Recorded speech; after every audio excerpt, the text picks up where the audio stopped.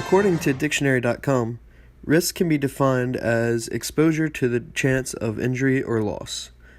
Risk is most often assessed using two different questions and comparing their magnitudes to each other.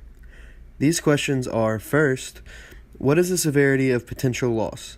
And second, what is the likelihood that loss will occur?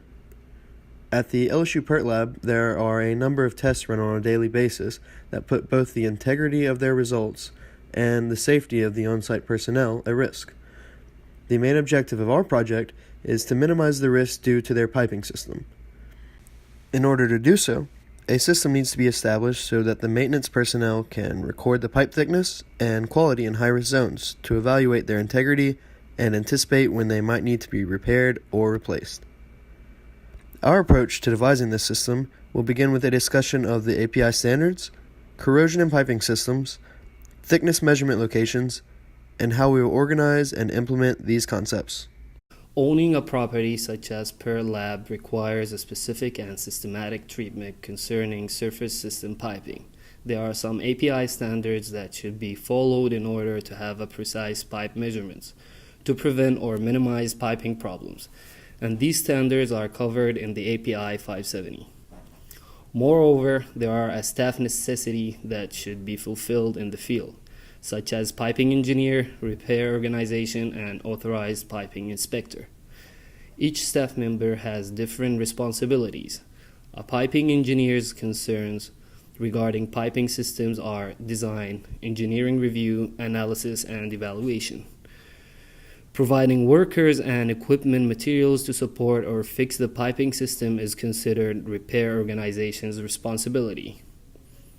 When inspections, repairs, or alterations are being conducted on a piping system, an API authorized piping inspector shall be responsible to the owner or user for determining that the requirements of API 570 on inspection, examination, and testing are met and shall be directly involved in the inspection activities. Moving on from fulfilling requirements to risk analysis. Risk analysis in early stages takes a big role in preventing piping failure. Identifying and evaluating potential degradation mechanisms are important steps in an assessment of the likelihood of a piping failure. And now we're going to talk about corrosion in piping systems and factors affecting it. Corrosion is the deterioration of a metal or its properties.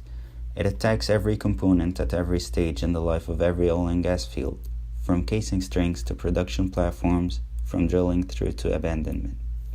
In a piping system, there are many variables working alone or in mix that can impact the rate of corrosion happening in the pipe. The rate of corrosion depends on the purity of the fluid flowing through the pipes.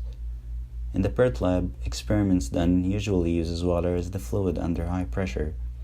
A couple of factors that help in speeding the rate of corrosion are the pH of water, amount of oxygen in water, chemical makeup of water, the amount of galvanic corrosion from the use of dissimilar metals contained in or in contact with the piping system, and finally, the temperature, velocity, and pressure of water flowing inside the pipe. Moreover, according to the API 570 code, corrosion should be inspected at the following locations: downstream of control valves, especially when flashing is occurring, injection points, dead legs, downstream of orifices and pump discharges, at any point of flow direction change such as the inside and outside radii of elbows, and finally at any piping configuration that may produce turbulence such as wells, thermal wells, and flanges. Now we're going to talk more about the thickness measuring locations. Thickness measurement locations, also known as TMLs, are areas along the pipe that are optimal for taking measurements of thickness for inspection of the pipe. More often than not, the location that is to be picked should be the area that is most likely to suffer from localized corrosion. The number of TMLs you have on a system should be thorough and spread as to ensure the integrity of the pipe upon inspection, but in certain circumstances these can be eliminated. Some of these circumstances are stated in the journal. TMLs may be eliminated or the number reduced under certain circumstances, such as olefin plant cold side piping, anhydrous ammonia piping, clean non-corrosive hydrocarbon product, or high alloy piping for product purity. It is important to note that if, for whatever reason, the number of TMLs is decreased significantly, there should be an expert on corrosion on staff to consult with. An ultrasonic scanner can take the minimum thickness at each TML, and this is the method we will be using when measuring pipe thickness at the PERTT lab. It is proper practice to take readings in multiple areas and pick the area with the lowest on-average thickness and use that to calculate the remaining life of the pipe, and also to use that area upon next inspection. Another thing to take into account is the elbow and T's of the piping. These are the areas that can potentially be more susceptible to corrosion, so specific attention must be taken to these parts, and like the previous method, the common practice is to take readings in multiple areas and use the smallest on-average thickness. TML selection is the most important aspect of pipe monitoring because there needs to be no doubt that you are account for the area with the highest amount of corrosion as to protect the integrity of the entire pipe. When selecting TMLs, the reason you need to take multiple readings is explained in the journal here.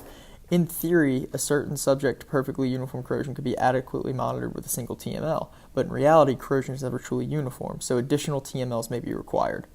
There is a list for systems that should have more TMLs and fewer TMLs. Some things that may require higher amount of TMLs are higher potential for environmental issues due to leaking, higher corrosion rates and/or localized corrosion, a more complex system as far as piping goes, and a higher potential for CUI, which is corrosion under installation. Some things that may require a smaller amount of TMLs are lower potential for environmental issues due to leaking, less corrosive piping systems, and long straight-running systems. Other than the test for thickness, there are still two other tests that we'll be running at the PERTT lab for our project. The first test will be a torque test. This is a test that you'll have to meet certain pressure requirements, but instead of checking it for the pipe itself. This will check the connection of the two pipes that will be connected and tightened together by a bolt. This test will check the tightness of that bolt to make sure it can handle the pressure that will be going through that area when the piping systems are in service. We will be using a torque tester to make sure it meets the requirements and standards. The other test we will be running is not a test in the traditional sense, but will still be important. We will be checking the outer wear of the pipes to see if they need to be repainted or if there is a lot of rust or corrosion on the outside of the pipe. After all the variables have been considered and the determined points have been measured, the personnel will need a method to organize their data. Using the PERTT Lab's established labeling system, we will further subcategorize each pipe by the location that needs to be measured. Each subcategory will be supplemented by a description, assisting whoever will be doing the measuring by instructing exactly where and how the measurement should be made. They will then be able to submit their data for each subcategory into a spreadsheet, along with their name and the date they measured it. With this information, a trend can be observed and used to predict the future integrity of each pipe. This will allow the PERTT Lab staff to schedule their pipe maintenance and hopefully reduce the risk of any insufficient pipe issues, subsequently increasing the overall safety of the environment.